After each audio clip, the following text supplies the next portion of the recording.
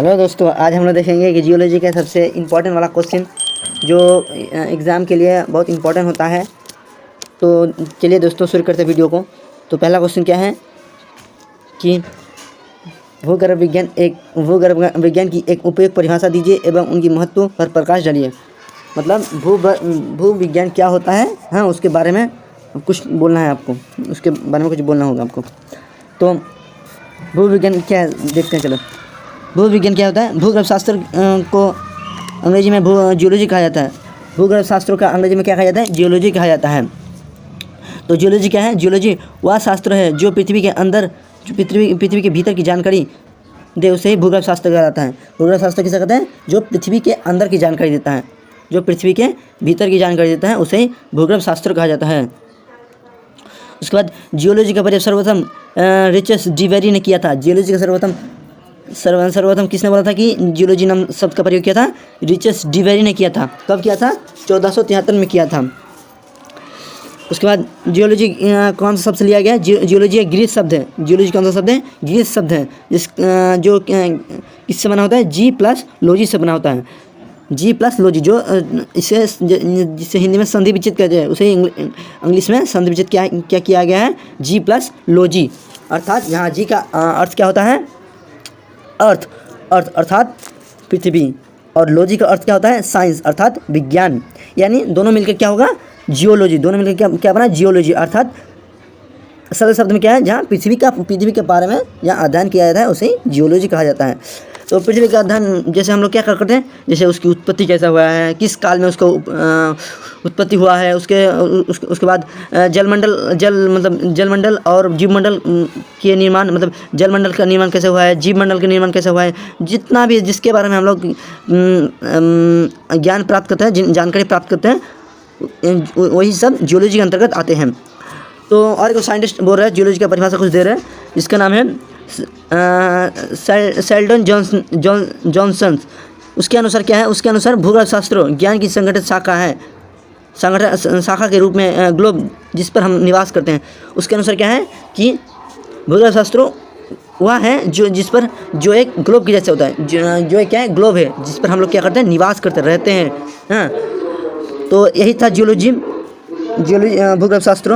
उसके बाद हम लोग देखेंगे पेट्रोलॉजी, कि पेट्रोलॉजी क्या होता है, जिसे हिंदी में सिलिका कहते हैं, सिलिकी कहते हैं। तो शुरू करते हैं, सिलिका क्या है? तो सिलिकी क्या है? सिलिकी की परिभाषा दें तो सिलिकी है, सिलिकी को शैल विज्ञान अर्थात चट्टानों का विज्ञान कहा जाता है। सिलिको को किसे कहते हैं? चट्टानों का विज्ञान कहा जाता है।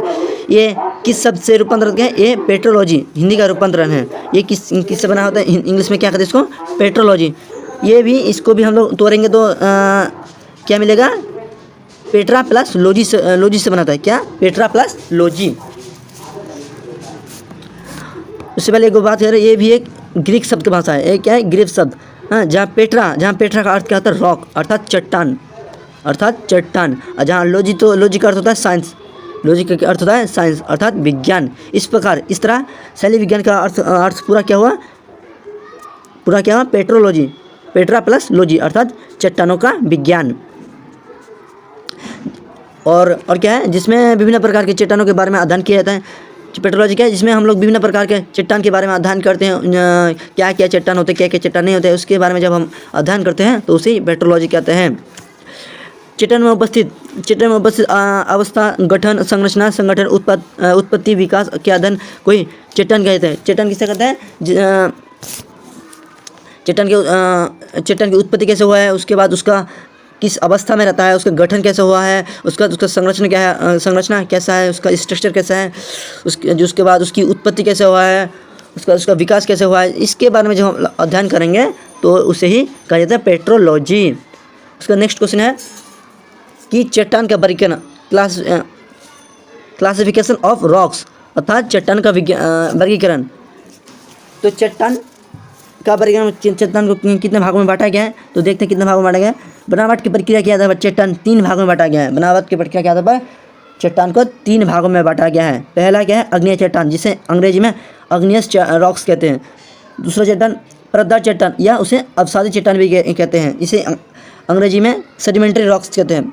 उसके बाद 3 नंबर में कायांतरण चट्टान, जिसे और एक नाम से जाना जाता है, जिसे रूपांतरण चट्टान भी कहते हैं। इसे इंग्लिश में मेटाफोरियस रॉक्स भी कहते हैं। तो देखते पहला वाला अग्नि चट्टान क्या होता है। एग्ज़ाम में बहुत इंपॉर्टेंट है। तो अग्नि चट्टान क्या है? अग्नि चट्टान या अग्नि शब्द से बना है। अग्नि चट्टान किससे बनाता है? अग्नि शब्द से बना होता है, जिसे अंग्रेजी में अग्निस कहते हैं, जिसे अंग्रेजी में अग्निस कहा जाता है।